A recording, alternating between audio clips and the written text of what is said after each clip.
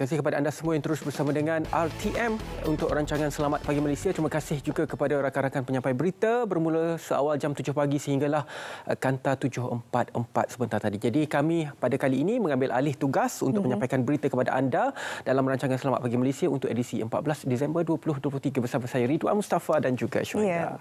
Kami berdua akan bersama dengan anda seperti biasalah ya 8 hingga 10 pagi. Jadi anda perlu ikuti hari ini. Sebenarnya ada banyak topik menarik terutamanya untuk wanita di luar sana juga. Kita ada topik khas untuk anda. Tapi macam biasalah, Ridwan, kita nak ke Instagram berita RTM. Kita ke Instagram berita RTM untuk sampaikan kepada anda sedikit perkembangan mengenai berita. Dan pastinya 2 hari lepas kita menyaksikan rombakan Kabinet baru dan juga kata Perdana Menteri tiada bulan madu kepada ada 4 wajah baru dan juga 5 individu yang dikembalikan semula dalam Kabinet, yang mana Perdana Menteri mahukan Kabinet Kerajaan Madani baharu bergerak dengan lebih pantas dan juga proaktif. Jadi menerusi hantaran Facebook, Perdana Menteri berkata beliau menuntut agar masalah rakyat dapat diselesaikan segera. Ini termasuk menoktahkan kemiskinan tega, menguasai bidang-bidang penting, memacu pertumbuhan ekonomi dan menjamin kemakmuran negara. Jadi katanya juga tiada tempoh berbulan madu buat mana-mana anggota Kabinet. Sebaliknya, Perdana Menteri menuntut hasil untuk kerajaan yang dibentuk pada kali ini.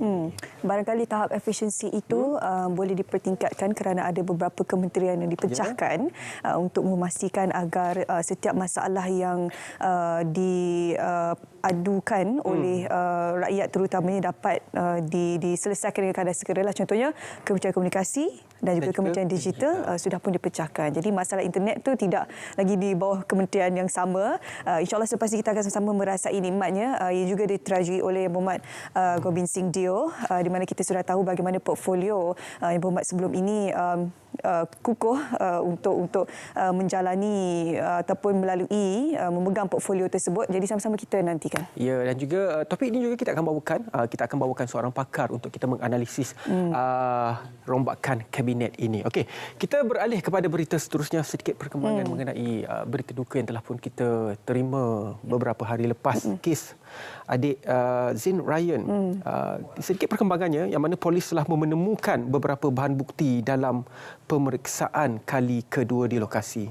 Jadi memasuki hari ke-7 siasatan kes pembunuhan adik Zain Ryan Abdul Matin, polis menemukan beberapa lagi barang bukti hasil pemeriksaan kali kedua yang dilakukan dari rumah ke rumah di Blok R Apartmen Idaman Damansara pada malam tadi.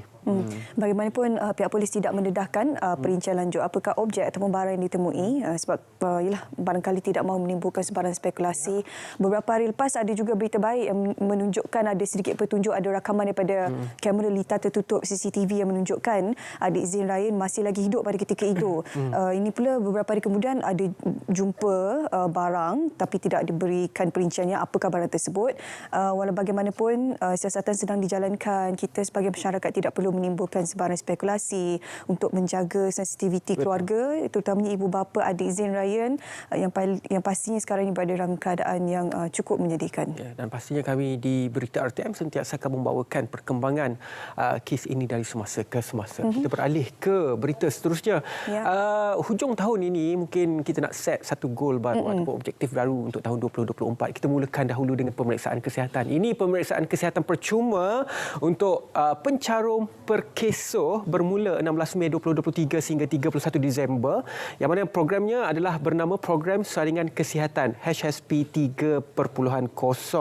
Jadi antara ujian yang boleh dilakukan untuk program ini adalah full blood count FBC, HbA1c, fasting lipid profile, renal profile, liver function test, tumor marker CEA and AFP, urine, pap smear untuk wanita dan juga mammogram untuk wanita. Kriteria kelayakan di sini adalah warga negara Malaysia mestilah berumur antara 40 hingga 59 tahun. Jadi take note ya, 40 hingga 59 tahun, merupakan pencarung aktif perkeso di bawah skim kelihatan, sekurang-kurangnya mempunyai satu caruman terkini dalam setahun semasa, mempunyai sekurang-kurangnya 12 bulan caruman di bawah skim kelihatan. Okey, Kilatan.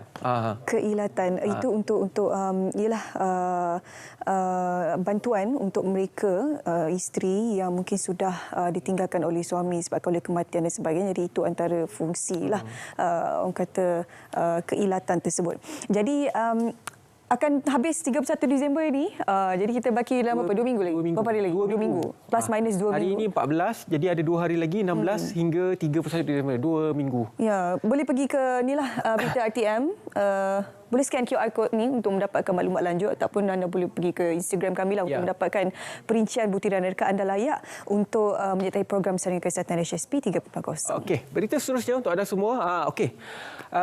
Sedikit perkembangan hujan ataupun cuaca di negeri Pantai Timur yang mana amaran jangkaan hujan berterusan di 3 negeri hingga esok. Jadi amaran jangkaan hujan berterusan dikeluarkan di Kelantan, Terengganu dan juga Pahang hingga esok. Jadi Jabatan Meteorologi Malaysia, Met Malaysia dalam satu kenyataan berkata, di Kelantan ia melibatkan kawasan Tumpat, Pasir Mas, Kota Baharu, Celi, Tanah Merah, Bacok, Macang, Pasir Putih dan Kuala Kerai. Di Pahang pula, kawasan terlibat adalah Kuantan, Pekan, Rompin selain seluruh kawasan negeri Terengganu.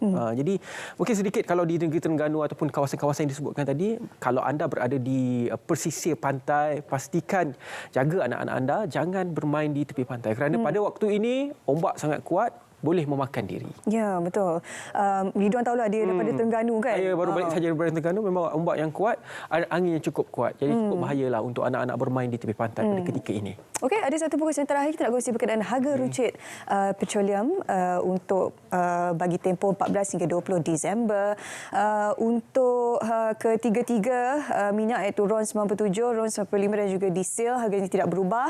Jadi seperti kami paparkan sekarang ini, itulah harga yang terkini untuk ketiga-tiga jenis minyak untuk 14 hingga 20 Disember 2023. RON 95 masih lagi kekal RM2.05. Okey, itu sedikit perkembangan berita dapat kami kongsikan kepada anda, perkembangan berita dalam dan juga luar negara juga kami akan bawakan kepada anda.